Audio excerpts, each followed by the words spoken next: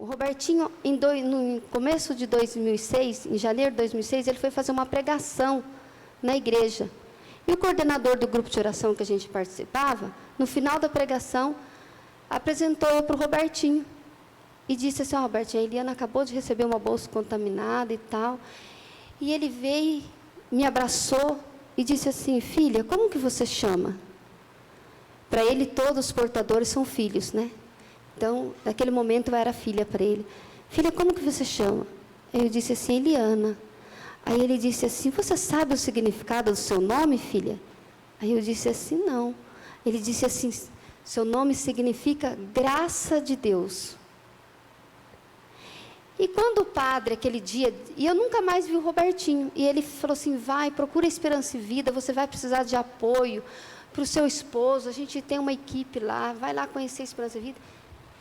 E quando eu estava em fase terminal da AIDS, eu disse para ele e para a médica que eu queria ir para a Esperança e Vida, que eu queria morrer lá, então. E meu esposo ficou revoltado, ele falou assim: não, você vai ficar com a gente em casa, eu não quero te levar para lugar nenhum, você vai ficar aqui, eu quero cuidar de você. E eu fiquei ali quieta. Então, não tive mais contato com o Robertinho, passaram-se esses 4 anos. E no outro dia que a gente tinha chegado da missa, a minha mãe veio com um copinho de vitamina, um pouquinho assim, porque ela sabia que eu não conseguia deglutir, mas ela lembrou que o padre tinha dito que eu ia começar a comer. E, para não deixar ela triste, eu peguei o copo e eu coloquei na boca, sem lembrar de nada da missa. Quando eu vi, eu tomei, com muita dor, mas eu consegui deglutir. E minha mãe disse assim: nossa, você lembra, filha, que o padre falou ontem? E eu fiquei calada, ela saiu. E meu esposo entrou em contato, depois de dias, entrou em contato com o padre e disse: padre, lembra aquele dia que o senhor falou isso? Isso, a gente estava na missa. E ele falou assim: nossa, Valdemir, mas eu não sabia que estava acontecendo com a Eliana, estava nesse estado, que estava acontecendo isso com ela. E a gente passou a ter contato com ele, e ele me apresentou, falou assim que Jesus Eucarístico era vivo, e que eu tinha que ser forte, que eu tinha que ser firme, que eu acreditar na Eucaristia. E tornou a reforçar Eclesiástico 30, capítulo 21, que era para mim ler todos os dias. E Dunga, todos os dias da minha vida, até hoje, eu leio antes de dormir ou de manhã, eu leio.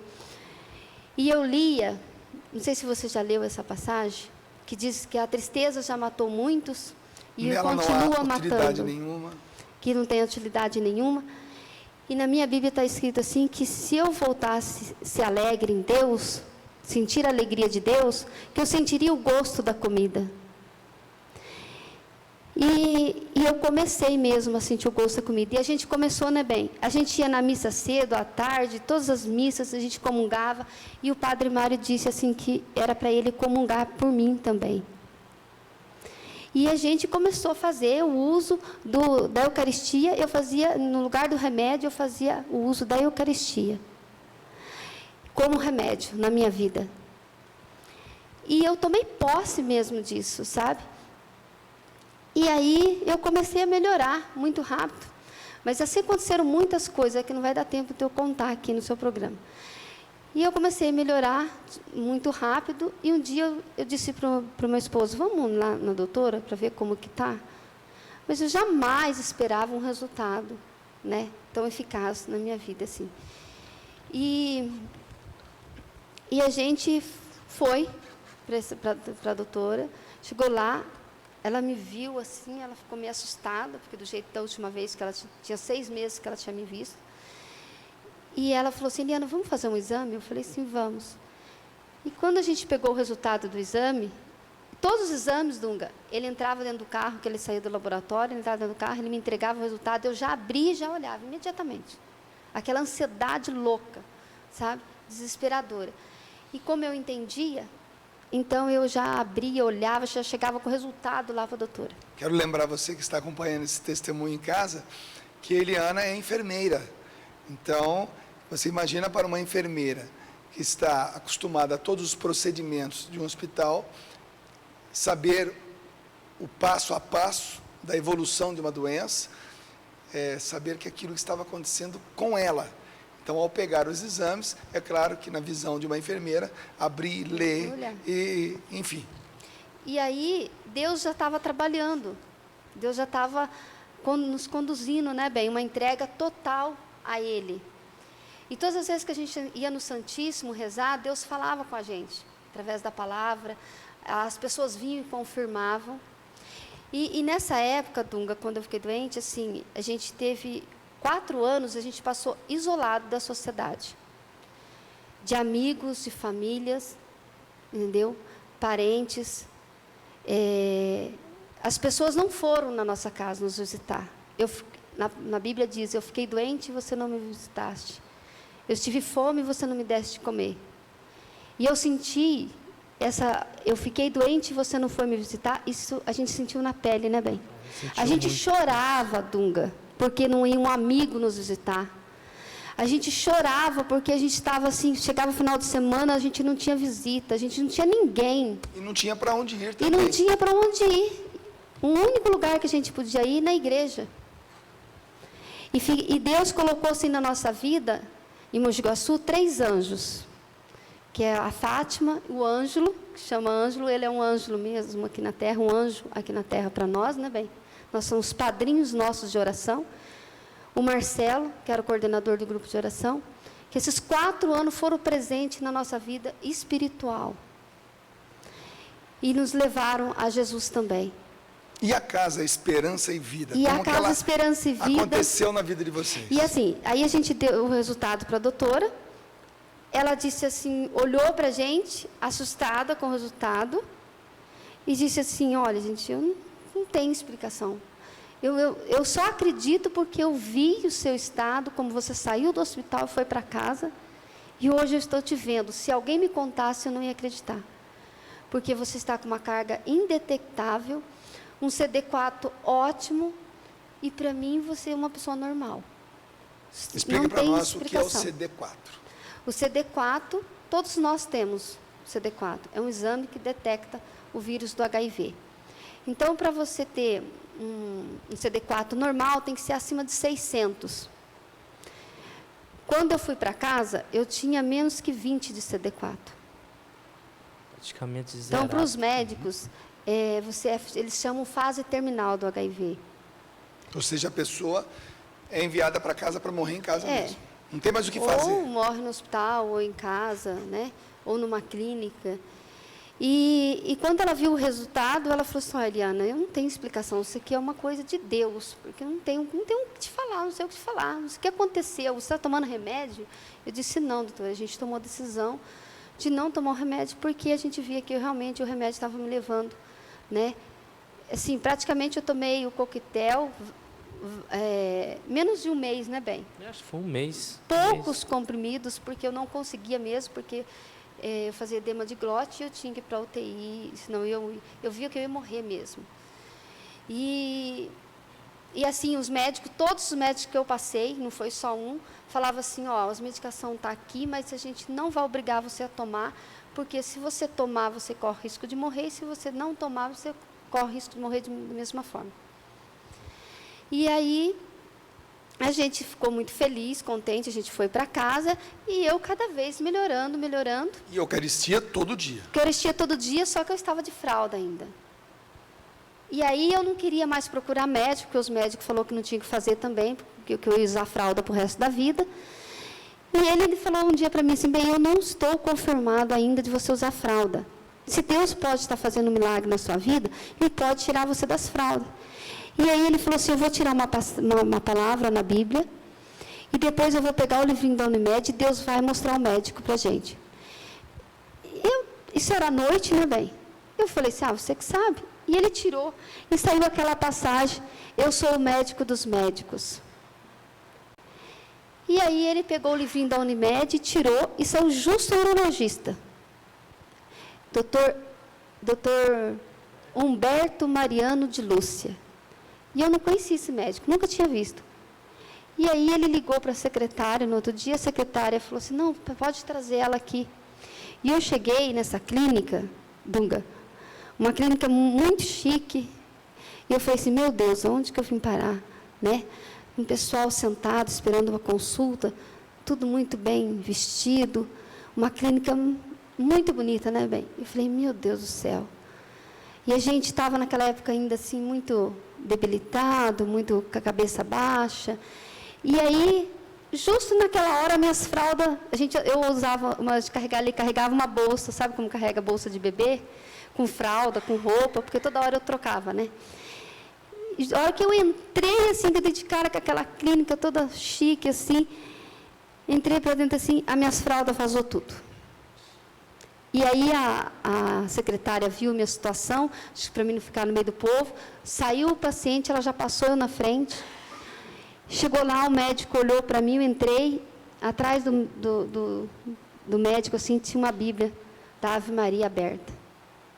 Eu falei, meu Deus, nunca vi isso no consultório médico. Era o primeiro consultório médico que estava vendo uma Bíblia.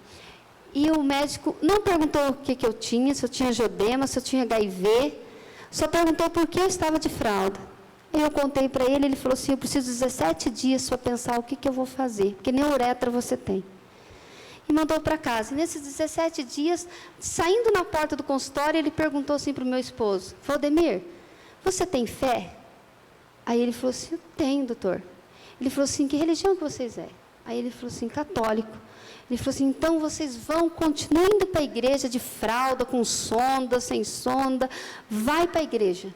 Nesses 17 dias, daqui 17 dias você traz a Eliana. E foi, a gente foi para casa, 17 dias a gente voltou, ele falou assim, você vai agora para o hospital, eu vou te internar, a gente vai fazer uma cirurgia. Era uma quinta-feira.